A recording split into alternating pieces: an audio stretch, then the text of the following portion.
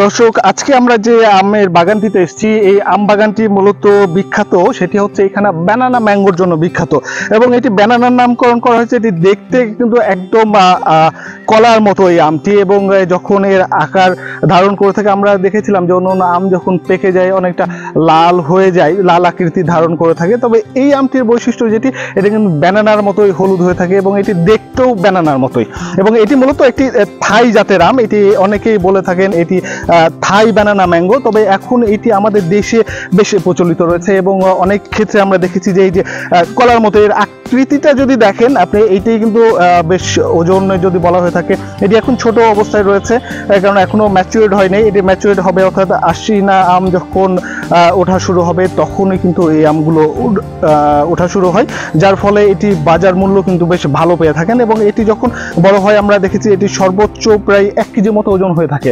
অর্থাৎ খুব স্বাভাবিকভাবেই আমগুলো দেখা গেছে যে 250 গ্রাম হয়ে থাকে, বেশ পরিপুষ্ট যখন হয়ে থাকে। কিন্তু এই আমের ক্ষেত্রে কিন্তু একটু ব্যতিক্রম, কারণ এই আমগুলো অনেক ওজন হয়ে থাকে এবং দেখা গেছে যে এতে 500 থেকে 1 কেজি পর্যন্ত এই আমগুলো হয়ে থাকে। এবং এটি মূলত থাইল্যান্ড থেকে নিয়ে আসা হলো।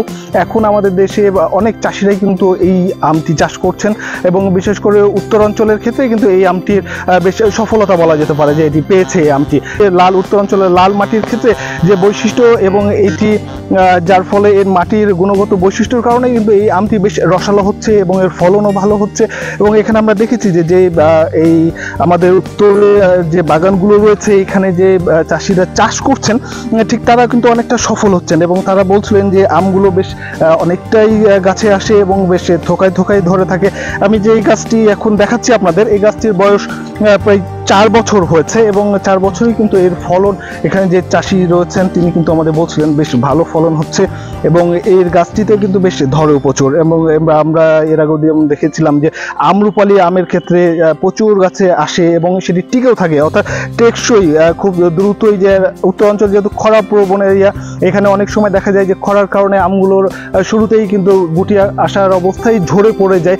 তবে এইটি কিন্তু বলা যেতে পারে যে খরা সহিষ্ণু একটি আম, এবং যার ফলে এইখানে যে ওয়েদার, ঠিক এই ওয়েদারের সঙ্গে এই আমটি বেশ ভালোভাবেই কিন্তু মানিয়ে নিয়েছে এবং যার ফলে এখানে এই আমটি বেশ ভালো রেজাল্ট পাচ্ছে। এবং এখানে যারা বাগানিরা রয়েছেন বা চাষিরা রয়েছেন তারাও কিন্তু এই আম বাগানগুলো এখন করছেন এবং খুবই কিন্তু বাড়ছে। এই যে ব্যানানা ম্যাঙ্গো একসময় খুব অল্প কিছু দেখা যেত, তবে এখন কিন্তু দেখা যাচ্ছে যে এর আধিক্যটা বেশ বেড়েছে এবং মানুষ কিন্তু এটি পছন্দ করছে। অর্থাৎ একদিকে যেমন ক্রেতা অর্থাৎ যারা ভোক্তা রয়েছেন তারা কিন্তু যেমন এই আমটি পছন্দ করছেন, সেই সাথে যারা চাষিরা রয়েছেন যেহেতু চাহিদা বাড়ছে, যার ফলে কিন্তু চাষিরাও ক্রমান্বয়ে তারা এর চাষটি বাড়াচ্ছেন। এবং মাঠে আমরা দেখছি যে এখন ক্রমান্বয়ে, এর আগে যেমন ফজলি আশিনা বলা যেতে পারে যে আশিনা আমের ঠিক একসময় চাহিদা ছিল না, কিন্তু এখন কিন্তু আশিনা আমেরও বেশ চাহিদা রয়েছে।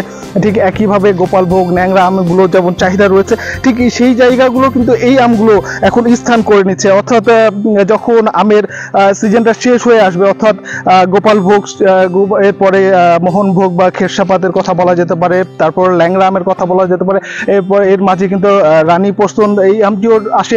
এই আমগুলো যখন শেষ হয়ে যাবে ঠিক সেই সময় এই বাজারটা দখল করবে কিন্তু এই জাতীয় আমগুলো, অর্থাৎ বাড়ি ফোর, হাড়িভাঙ্গা, সেই সাথে এই যে ব্যানানা ম্যাঙ্গো যেটি দেখা যাচ্ছে আপনার, এই ব্যানানা ম্যাঙ্গোটি তখন কিন্তু এই মার্কেটে এর রাজত্ব বলা যেতে পারে এটি করে। এবং এই আমগুলো দেখতে অনেকটা সুন্দর এবং এর খেতে বেশি মিষ্টতা থাকলেও এর মূলত আকর্ষণ করে এর আকার এবং আকৃতি। অন্য অন্য আমের থেকে পুরোটাই কিন্তু কথা বলা যায় ডিফারেন্ট। আপনার একটা এই যে সেটটা আছে ম্যাঙ্গোর, এইটি আপনি পাবেন। এবং এটি যে ব্যানানা ম্যাঙ্গো, এটি এখন কাঁচা, এটি কিন্তু কাঁচাতেও খাওয়া যেতে পারে এবং কাঁচাতে যে খেলে এটি খুব টক এমনটিও নয়, এবং সেই সাথে পাকলেও কিন্তু বেশ মিষ্টি, যার ফলে এটি কিন্তু আপনি দর্শক এটি আপনি কাঁচাও খেতে পারবেন, আবার যখন এটি পরিপক্ক হবে এবং পেকে যাবে তখনও কিন্তু আপনি এই আমটি খেতে পারবেন। তবে এই আমটি এখনও যে অন্য অন্য আম যেমন রয়েছে বাজারে যেগুলো রয়েছে খুব সহজলভ্য, ঠিক এই আমগুলোর সম্প্রসারণ এখনও সেইভাবে হয়নি।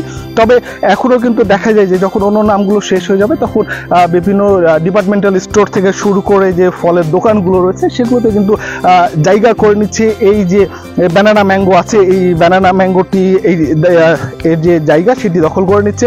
সেই সাথে বলা যেতে পারে যে বাজারে এর মূল্যের কথা বলা যেতে পারে। এই ব্যানানা ম্যাঙ্গো আমরা দেখেছিলাম যে গেল বছর এই আমগুলো মূলত 5 থেকে 6 হাজার টাকা মন শুরুই হয়েছিল। অর্থাৎ অন্যান্য আমের ক্ষেত্রে যেমন দেখা যায় যে শুরুতেই 1500 2000 এরকম মন, যেমন এবারও কিন্তু শুরুর দিকে ঠিক একইভাবে গেছিল।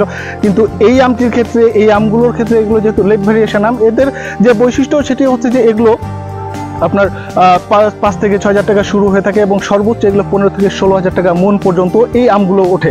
অর্থাৎ এইখানে চাষিরা কিন্তু বেশ লাভবান হন আর্থিকভাবে যে লাভবানের ক্ষেত্রে যদি বলা হয়ে থাকে, বা যদি বলি যে এই আমগুলো চাষি কেন আগ্রহী হয়ে থাকেন, এর অন্যতম কারণ হচ্ছে এই আমগুলো চাষ করে চাষিরা আর্থিকভাবে লাভবান হচ্ছেন। এবং এইখানে উত্তর অঞ্চলে যে বিষয়টি দাঁড়িয়েছে, এখানকার আবহাওয়া যেটি এই আমের জন্য উপযোগী। এখানে যারা আম নিয়ে কাজ করেন, অর্থাৎ এখানে যারা আম গবেষক, ফল গবেষণাগারের যারা গবেষকরা রয়েছেন, বিশেষ যারা কৃষি সম্প্রসারণ অধিদপ্তরের কর্মকর্তারা রয়েছেন এবং চাষি যারা রয়েছেন, তারা কিন্তু সবাই বলছিলেন যে এইখানকার আবহাওয়া এই আমটির জন্য উপযোগী হয়। তারাও কিন্তু আগ্রহ প্রকাশ করছে এবং গাছে প্রচুর পরিমাণে ধরছে, যার ফলে এটি বাণিজ্যিক একটি সম্ভাবনা রয়েছে এবং ক্রেতা চাহিদাও কিন্তু রয়েছে। মূলত আমি এর আগে আপনাকে বলেছিলাম যে এটি দেখতে যেহেতু আকর্ষণীয়, যার ফলে এটি খুব সহজেই ক্রেতাদের মন জয় করে নিচ্ছে এবং যে ক্রেতা চাহিদা, সেই সাথে বাণিজ্যিক যে বিষয়টি, সেটিও কিন্তু এখানে বেশ ভালোভাবেই এর প্রভাব বিস্তার করতে পারছে। তো দর্শক, আজ ছিল এই ব্যানানা ম্যাঙ্গো নিয়ে